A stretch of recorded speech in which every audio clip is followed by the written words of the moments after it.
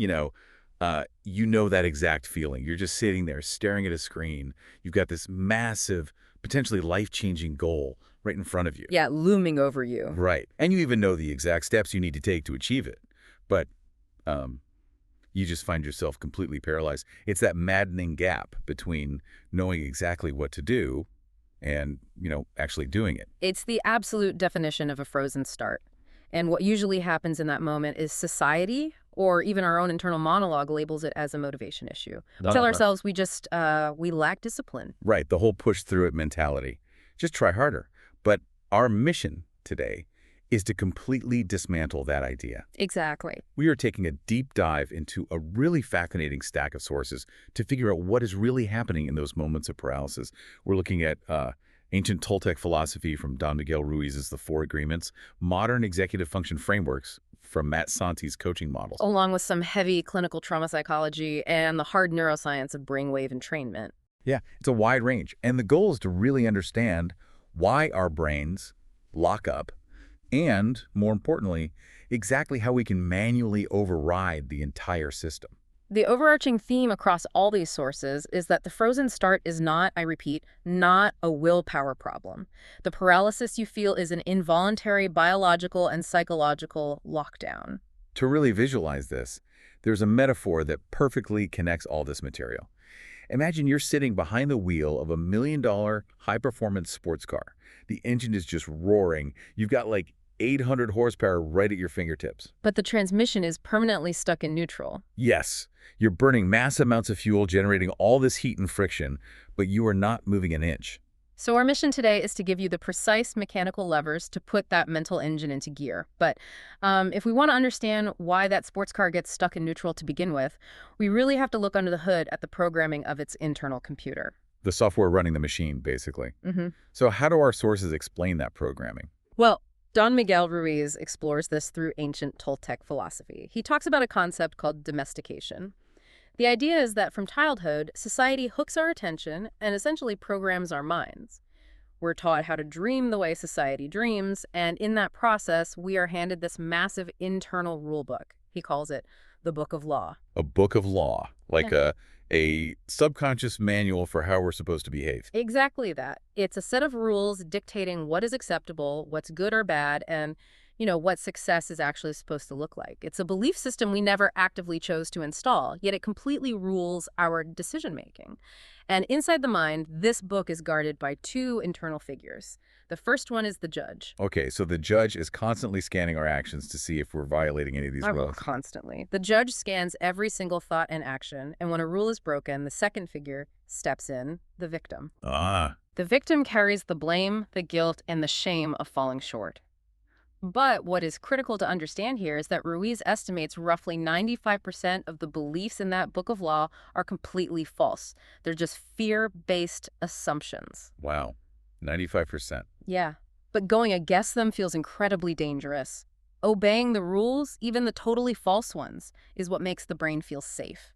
So how does a philosophical concept like that translate to the very physical feeling of freezing up before, say, sending a high-stakes email? If we go back to our sports car analogy, is the Book of Law basically functioning like a really faulty proximity sensor on the front bumper? That is a brilliant way to look at it. The mechanics are very similar. So the car's sensor detects a tiny speck of dust, maybe the possibility of a minor criticism from a boss? But because the programming is so rigid and fearful, it misreads that tiny speck of dust as a solid 10-ton concrete wall. And the internal computer automatically just engages the emergency brake to save your life. That is the literal biological reality of the situation. That speck of dust is just a psychological trigger. When you hover your mouse over the send button, the internal judge consults the Book of Law. It decides that a critique from your boss doesn't just mean you made a typo. It means total abandonment, failure, and exile from the tribe. Which is terrifying. Right. And the moment that judgment is rendered, the brain triggers a massive biological threat response. It sounds like an evolutionary survival mechanism that is just completely misfiring in modern life. It really is. It's flooding your system with stress hormones to save you from a threat that doesn't actually exist. And the physical toll this faulty sensor takes on your brain's bandwidth is staggering, which leads us directly into what the executive function sources call the sensory economy. The sensory economy. So does that mean we only have a finite amount of biological currency to spend on processing the world around us? Yes, exactly. Every single stimulus you process costs energy. The hum of your refrigerator, the notifications on your phone, and especially every single internal judgment and catastrophic scenario generated by that book of law, they all massively drain your biological budget. So what happens when the budget is completely blown by all this fear and overthinking? You get pushed out of what clinical trauma psychology calls your window of tolerance.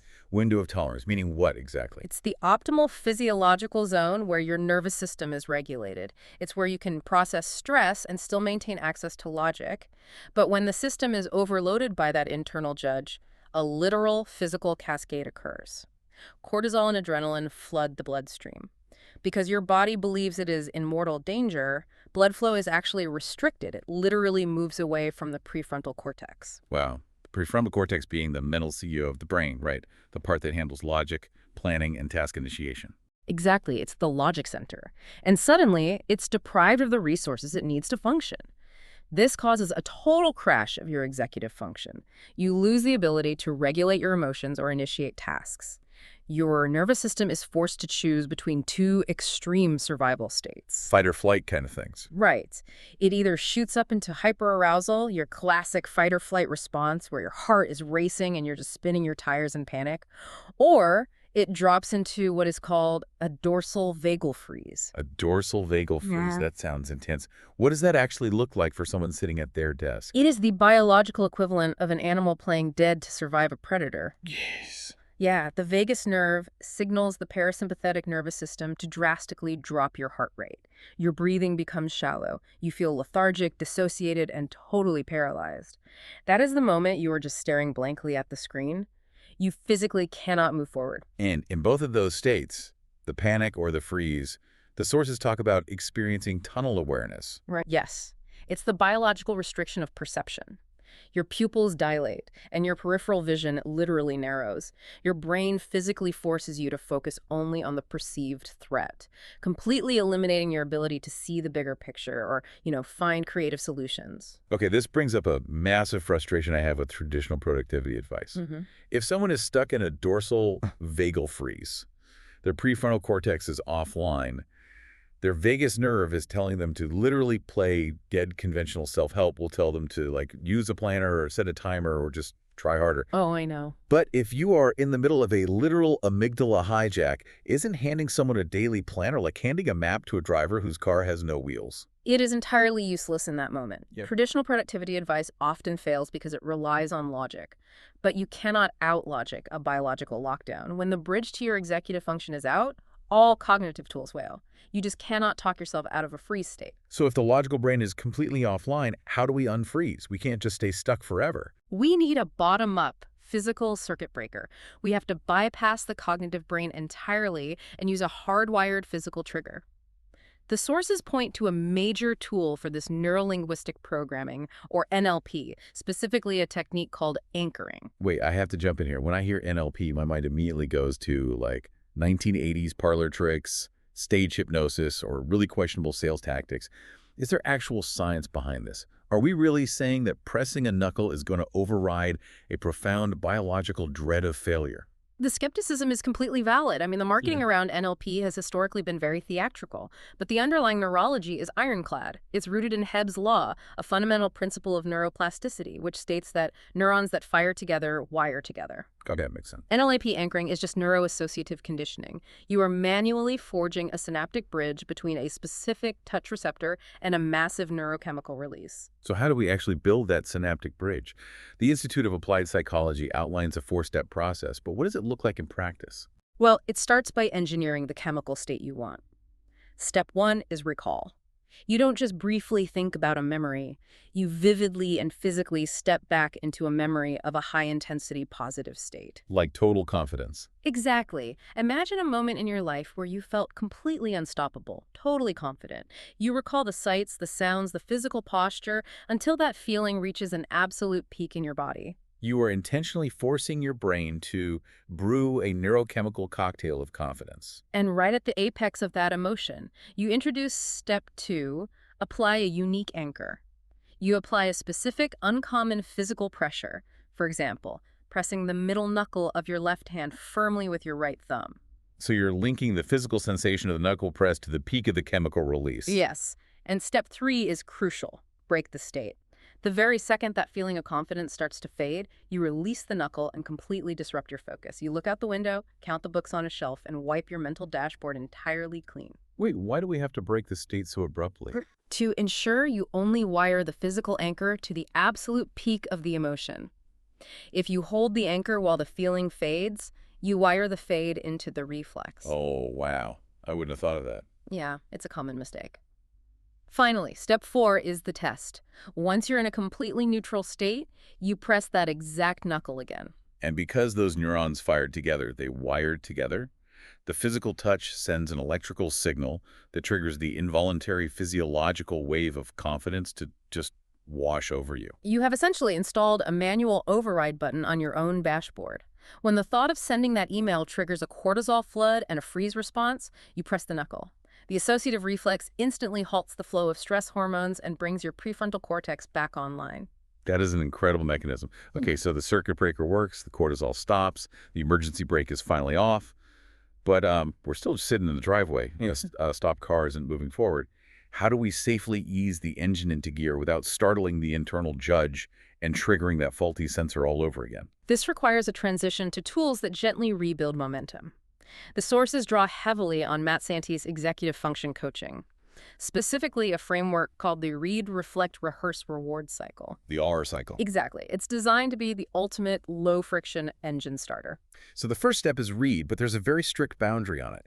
You're only allowed to read a skill-dense chapter or article for 15 to 25 minutes. Why such a tight limit? It protects your working memory. Your brain's cognitive load capacity is finite. If you try to binge read an entire book on a new strategy, your brain perceives a massive incoming workload.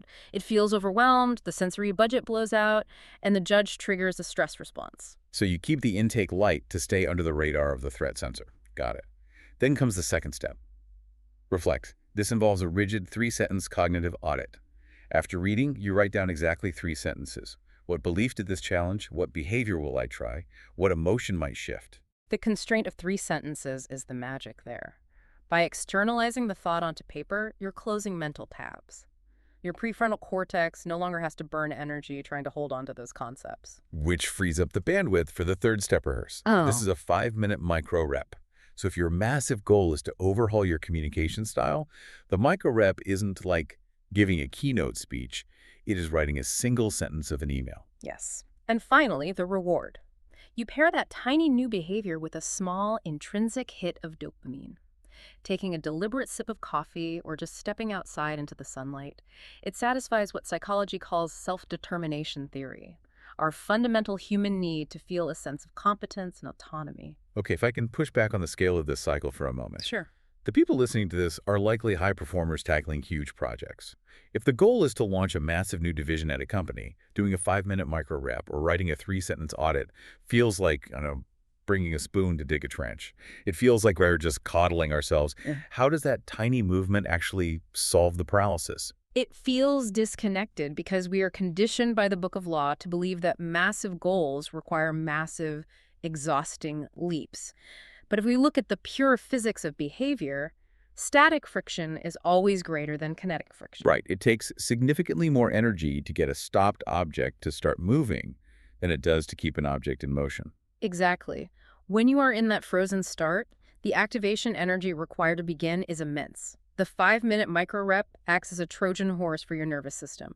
Yes, it takes energy to type that first word, but the moment you write that single sentence, your biology realizes it is surviving. The limbic system recognizes there's no actual predator. So the threat vanishes. The threat vanishes, momentum takes over, and the required activation energy drops to near zero. Through this gentle cycle, you physically shift out of that stressed tunnel awareness and into what transpersonal coaching calls open awareness. Where you physically soften your gaze, expand your peripheral vision, and signal safety to the rest of the body. You naturally keep going because the friction is just gone. Okay, so the engine is running smoothly now. We know how to break the freeze with our NLP anchor. We know how to overcome static friction with the RRR cycle, and we know how to settle into a regulated state of open awareness. But we don't operate in a vacuum. What happens when you pull this beautifully optimized, regulated sports car out onto a highway filled with erratic drivers? This takes us to the final and perhaps most fascinating mechanism in the source's neural synchrony and the concept of the mastermind. Napoleon Hill wrote about the mastermind nearly a century ago. It was always presented as this kind of mystical idea that when multiple minds gather in harmony, a literal third mind is generated. Honestly, it sounded like a poetic metaphor. It did, until modern neuroscience, particularly the EEG mapping done by researchers like Dr. Trish Lee, proved that it isn't a metaphor at all. It is hard, measurable neurobiology. And the mechanism driving it involves mirror neurons. Right, the cells in our brain that fire both when we take an action and when we observe someone else taking that same action. Exactly. We are constantly, subconsciously reading and absorbing the electrical frequencies of the nervous systems around us. Think about a typical high-stakes corporate boardroom. Everyone is stressed, defending their egos, and operating under the fear of their internal judges. Their brains are producing chaotic, rapid beta waves. Which creates what physicists call destructive interference. Everyone's stressed, jagged frequency is crashing into everyone else's, making the whole room volatile. Dr. Lee's research shows what happens when a group of regulated individuals align their focus on a shared purpose. Their chaotic beta waves actually slow down. They smooth out and physically sync up into a state of alpha wave coherence. Their brainwaves literally entrain to one another. They operate on the exact same frequency. This is neural synchrony. It is the biological manifestation of mastermind. The individuals merge into a collective computational network, and their ability to solve problems and generate creative output amplifies massively. That sounds incredible for a team that is already aligned. But let me pose a real-world scenario. Let's say I do all the work. I use my circuit breakers, I do my micro reps, and I walk into a meeting perfectly regulated in an alpha state. But every other person in that room is in a chaotic, redlining beta panic. Won't my mirror neurons just look around, absorb their stress, and pull me right back into a freeze state? Am I going to catch their panic like a virus? That is the inherent danger of the collective, for sure. But the sources provide a specific rule to protect your nervous system in that environment: match energy, not emotion. Match energy, not emotion. How does that translate to actual behavior in a panicked room? Well, if you walk into a room where everyone is frantic, you don't smile placidly and speak in a slow whisper. That breaks connection and creates resistance. Instead, you lean in. You speak with a pace and volume that acknowledges the urgency of the room. You match their energy. But internally, you hold firmly to your open awareness.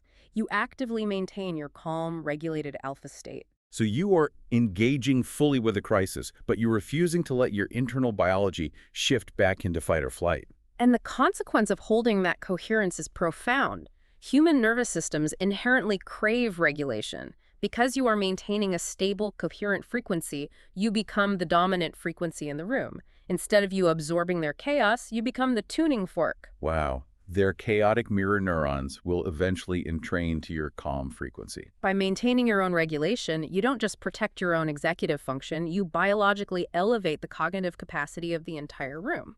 That completely redefines leadership. I mean, it isn't just about delegating tasks or setting KPIs. It's about being the biological anchor for the people around you. It's the ultimate form of neurobiological generosity. What an incredible perspective. Let's summarize the journey we've taken today, because we have covered some serious ground. You now understand that the frozen start, that agonizing paralysis when you know what to do but can't do it, is not a character flaw. It is an executive function crash caused by an overactive internal BAFIT. Judge blowing out your sensory economy. The biological lockdown is real, but the manual override is entirely in your hands. You now have the exact mechanics to fix it. You can build a physical NLP anchor to instantly break the circuit of a panic response. You can use the RRR cycle and the 5-minute micro rep to bypass the massive static friction of getting started. And you understand how to turn your regulated open awareness into a dominant frequency that physically syncs up the brainwaves of your team through neural synchrony.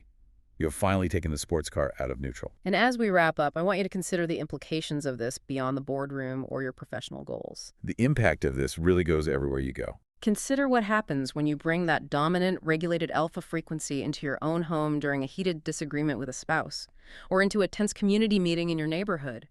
If your nervous system operates as a public utility, A frequency that literally alters the stress levels and brain waves of the people around you, what is your ultimate responsibility to the collective? That is something to really sit with. It fundamentally changes how we view our impact on the people we care about. Thank you for joining us on this deep dive into the mechanics of your own mind. You have an 800 horsepower engine sitting in your driveway, and you now have the keys to the transmission. It's time to take the wheel. Keep your frequency calm, and we'll see you on the next deep dive.